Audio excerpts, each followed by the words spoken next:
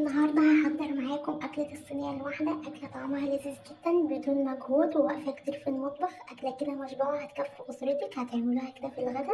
معايا كده قرن من الفلفل رومي، عليهم قرن سبايسي و600 جرام من الطماطم وبصلتين و3 فصوص من الثوم. هقطعهم بالشكل دوت. هضيفهم بقى كده في الصينية، وهضيف كده عليهم اللحمة أنا مقطعها قطع صغيرة عشان خاطر تستوي معايا بسرعة بالشكل دوت. هضيف بقى اللي عندي البهارات، ورق لورا وكباب صيني وحبهان ومعلقة من الفلفل الأسود ومعلقة من السبع بهار، نص معلقة من البابريكا وبشرة بسيطة من جوز الطيب ومعلقة من السكر. هقلبهم كويس مع بعض، وهضيف كده معلقتين من السمنة. آخر حاجة بقى هضيف كده معلقة من صوص الثوم ودي اختياري.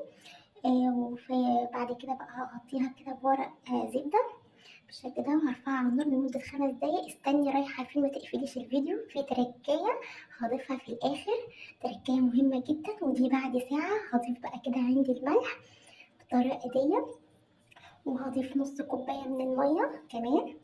وهنزل بقى بآخر تركاية، ودي خطوة مهمة، هنزل كده بكوباية من لسان عصفور. تخلي بقى كده اللحمة طعمها جميل. أحلى صينية لسان عصفور باللحمة هتعملوها، تنفع بقى معاكم غدا. بجد طريقة جميلة جدا وطعمها تحفة، بدون بقى فرن وبدون مجهود ووقفة كتير في المطبخ.